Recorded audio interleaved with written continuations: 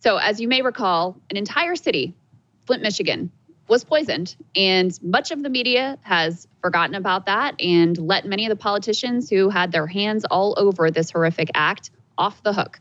But one person who never did is journalist Jordan Chariton, founder of Status Quo and author of an incredibly important and revelatory new book about the Flint water cover-up called We the Poisoned, with a foreword, I should add, by Aaron Brockovich. Welcome, Jordan. Hey, thank you for having me. Yeah, it's our pleasure. So talk to us about why this crisis still continues to be so relevant to Americans, and not just in Flint, Michigan, but, we see echoes of this in crises like that of East Palestine, Ohio. Yeah, I mean, red, white, progressive, conservative, water is one thing we could agree about. 10 years later, the water is still contaminated in Flint. Residents are still posting pictures of brown water. And the playbook for this cover-up is now being copied in other communities like East Palestine. There's situations in Kalamazoo, Michigan, East Chicago, Indiana.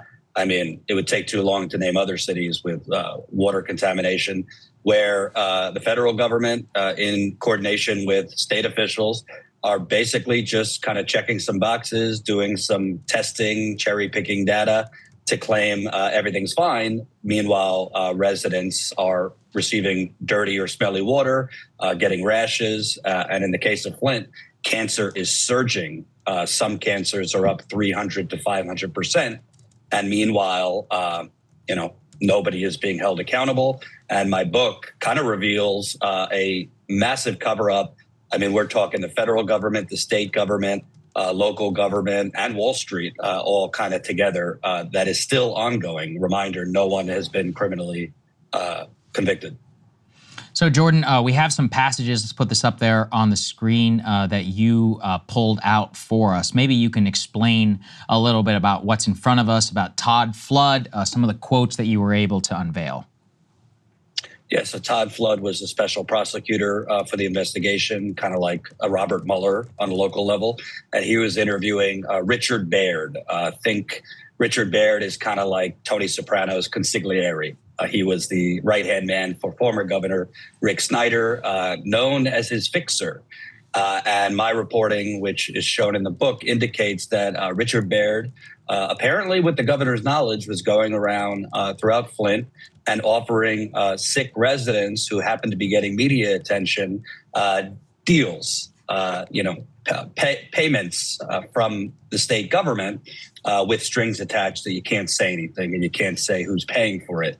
And in this passage, the criminal prosecutor caught wind that a resident suddenly got enough money to replace her busted service lines, the water pipes that deliver water into the home. They were damaged by the Flint River water, cash from the state. And he asked the governor's right-hand man about that. Do you know anything about this cash to this resident? And he simply answered, I guess I have to answer that. Wow. What are the echoes that you see? What is the kind of the playbook that was utilized in Flint that is now being utilized in other places like East Palestine? Yeah, so in Flint, essentially, they told you don't believe your lying skin, your rashes, don't believe your lying eyes, the brown water. It's just, it's just a aesthetic thing. It's not a health thing. They told the residents, we're working on it. It's safe. The EPA was getting complaints, but didn't actually step in to take over, which they do have the legal right to do in a case of an emergency.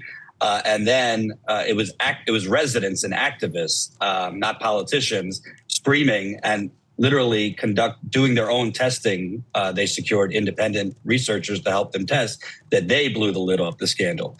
Same thing is going on in East Palestine, for example. The EPA is doing testing, even though they've acknowledged that their equipment cannot find certain levels of contamination.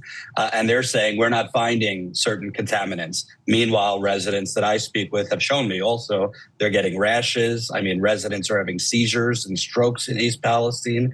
They're still passing blood, some of them through their bowels, through urinating. I got sick in East Palestine. I mean, it's a chemical petri dish, just like Flint.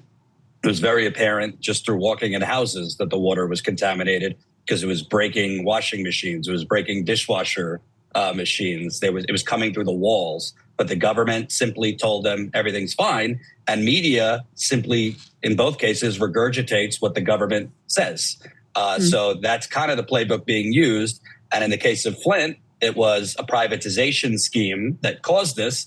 And in the case of East Palestine, you have a multi-billion-dollar railroad company that blew up toxic chemicals unnecessarily, by the way, and are now, the government is allowing them to oversee the response.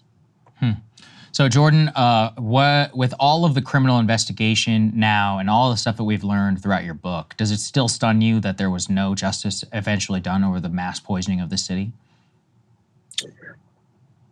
You know, not a lot of things stun me, but in this case, yes, because you would have to think that if an American city with 100,000 people at the time this happened was poisoned, at least some low-level person would be thrown under the bus. I mean, this is so severe that literally the attorney general that came in, who happens to be a Democrat, she took an unprecedented step to restart the investigation, I believe unnecessarily, dismiss all the charges.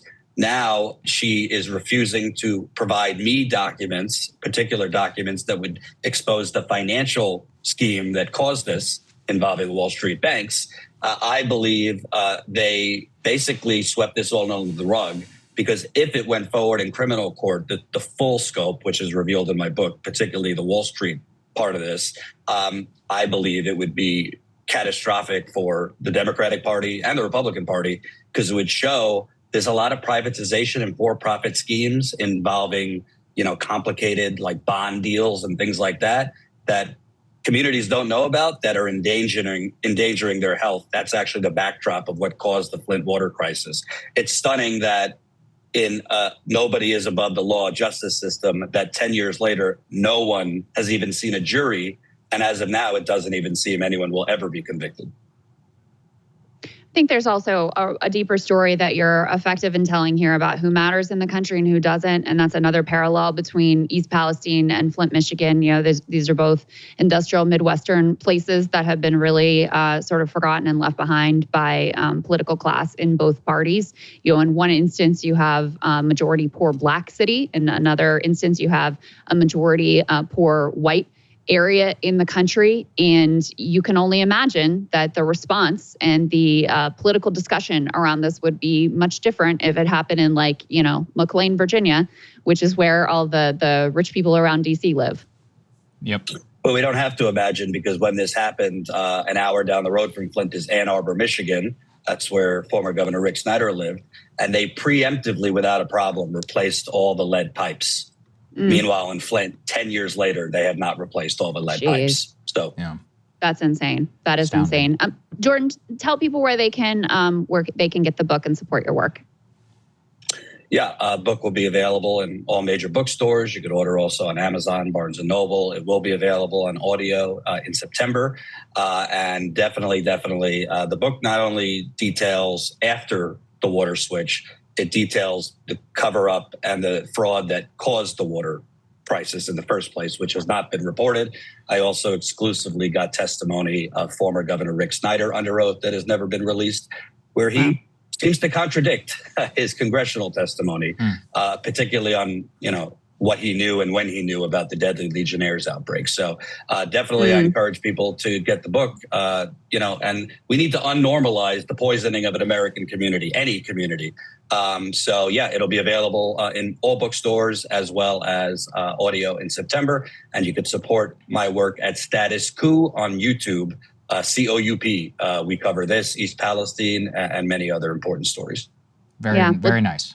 Jordan, congrats on the book, and thank you for staying on this story always. Hey, if you like that video, hit the like button or leave a comment below. It really helps get the show to more people. And if you'd like to get the full show ad-free and in your inbox every morning, you can sign up at breakingpoints.com. That's right. Get the full show, help support the future of independent media at breakingpoints.com.